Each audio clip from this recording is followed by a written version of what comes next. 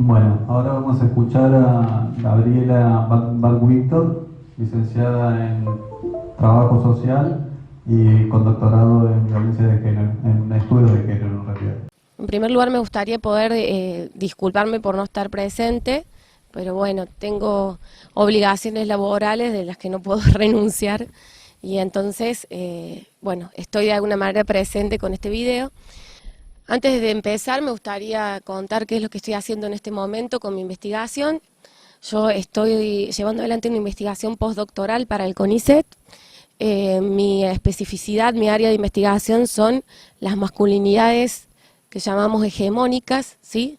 Las formas dominantes de ser varón en diferentes sectores socioeconómicos de Córdoba, es decir, trabajo tanto con varones de sectores populares, de clase media y sectores de que llamamos clase alta, y el eje de investigación es justamente cuál es la relación de las masculinidades con la violencia de género. ¿En qué sentido es esto?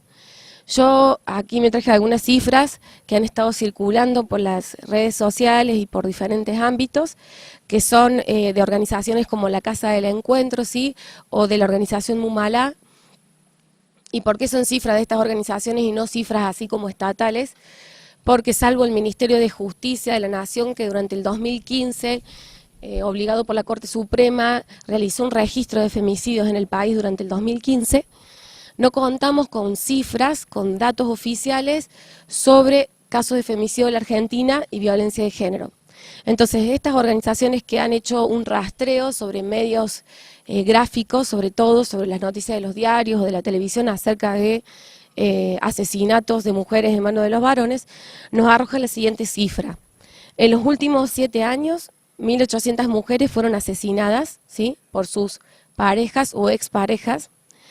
Durante el 2007, es decir, solo durante este año, 398 mujeres fueron asesinadas.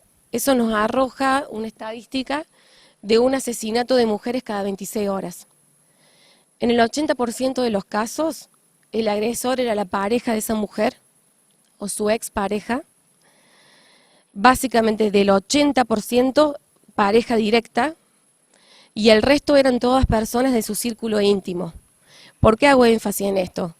No es como habitualmente pensamos o se suele, el discurso social nos dice que la mayor peligrosidad para las mujeres está en los desconocidos o en la calle, sino como nos muestran estos índices de femicidio, el principal riesgo o peligro está de puertas para adentro.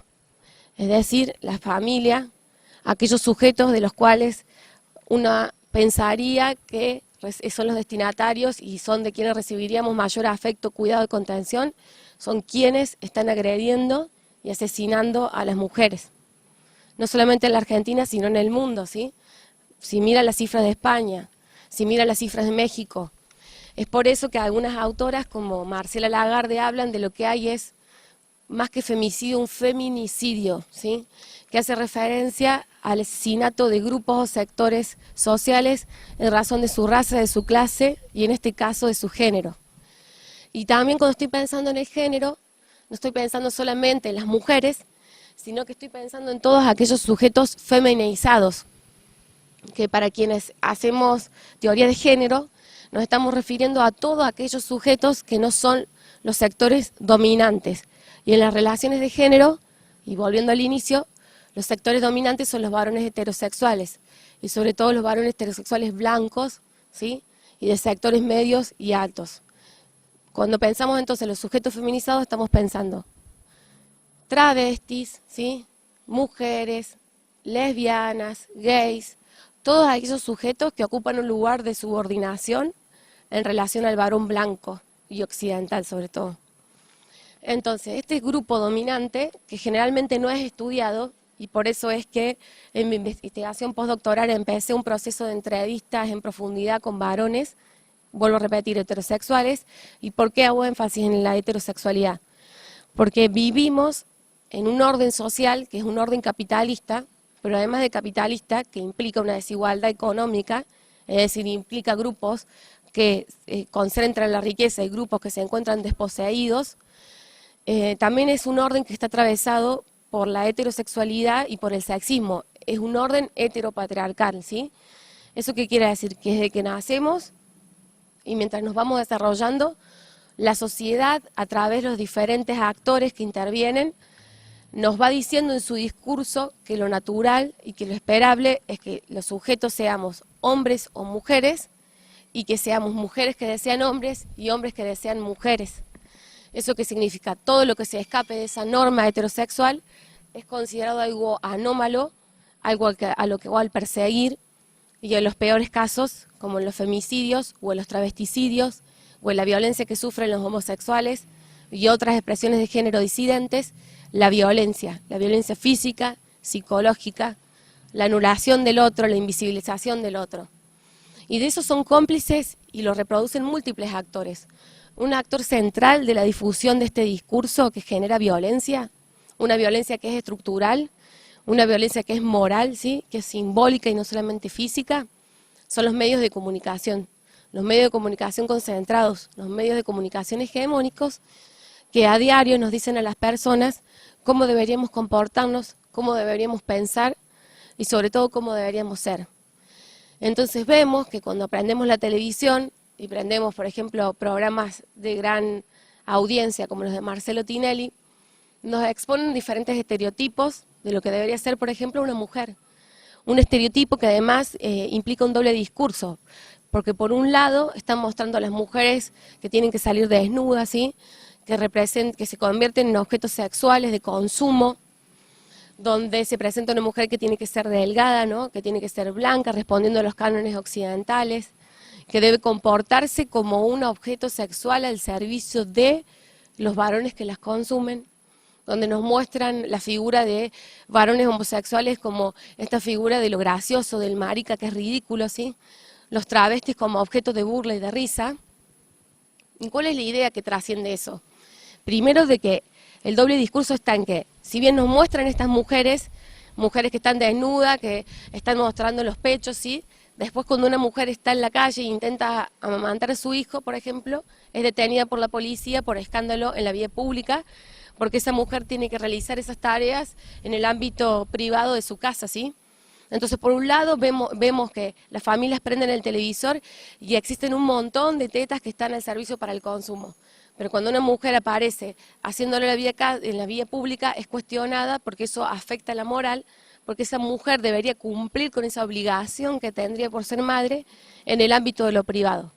Entonces, los medios de comunicación están reproduciendo esta lógica constante de lo que es privado y de lo que es público en la sociedad, y cuando digo privado lo privado no debería ser de interés público, ¿sí?, sino que debería competir a las responsabilidades de la familia, como la crianza, como el amamantamiento de un bebé, y en lo público las mujeres solo tendrán derecho a ocuparlo siempre y cuando estén como objetos de consumo de los otros. ¿Y esos otros quiénes son? Los varones. Entonces, la teta que sí es pública es la teta que vende, ¿sí? Y esa teta que vende es una teta siliconada, generalmente, es una teta que antes pasó por un cirujano plástico. ¿Y eso por qué es importante? Porque también genera violencia toda la industria de la cosmética, la industria de la cirugía estética, ¿sí?, la industria que nos vende a las mujeres productos e intervenciones quirúrgicas que nos harían poder responder al canon de lo que debía ser la belleza, ¿sí? Pero a la vez, como repetí recién, a la vez que nos venden y emiten esas imágenes y esos estereotipos del cuerpo perfecto, a la vez nos dicen que las mujeres tendríamos que estar recluidas en el ámbito de lo privado. Entonces, solo ocupar el espacio público cuando estamos al servicio de las necesidades del varón. Y eso tiene una relación con los feminicidios que decía recién. Porque cuando uno investiga cuáles son el modus operandi de los femicidas, el discurso es: la asesiné porque no me hizo la comida, porque estaba cansado de que volvía a trabajar y no tenía la comida hecha. La asesiné porque estaba cansado de que yo trabajara todo el día y ella se quedara en su casa viendo novelas. Esto que estoy diciendo son citas textuales de entrevistas a femicidas. La asesiné porque la encontré con otro. ¿Cuál es la línea argumental? Que la otra me pertenece, que es un objeto que yo poseo. Tal cual lo que emiten los medios de comunicación. La mujer es un objeto al servicio de otro. Entonces, en síntesis, estamos en una sociedad que permanentemente nos emite un discurso en el cual las mujeres somos objetos sexuales, objetos al servicio de los varones, y cualquier actitud o cualquier práctica de mujeres, travestis o cualquier disidencia sexual que esté argumentando respecto a ese discurso, que esté diciendo no estoy al servicio de, sino que soy un sujeto con derechos, ¿sí? Es una excusa para asesinarla. Entonces, como sociedad, cuando vemos los casos de femicidio, tenemos que dejar de pensar en términos de era un psicópata, era un violento, era un desequilibrado, y pensar que ese psicópata es producto de una sociedad toda, ¿sí? Que ese varón no es muy diferente al varón que por ahí se va a dormir con nosotros a la noche y nos dice, no hiciste la comida, no sos buena ama de casa, estás dejando de lado a tus chicos. Todos esos discursos contribuyen para que un día un tipo se levante y en un arrebato de bronca apuñale a su mujer, la asesine, ¿sí? Entonces el llamado de atención es, empecemos a repensar esta situación de un modo integral, pudiendo indagar en todas las áreas donde se manifiesta la violencia de género, que no es solamente en esa violencia radical del femicidio, sino que es el machismo que se expresa en la casa, que se expresa en los desiguales salarios que cobramos las mujeres por igual trabajo respecto a los hombres, en los medios de comunicación, en el lenguaje sexista y en todos los ámbitos donde nos empeñamos y transcurrimos a diario. Muchas gracias.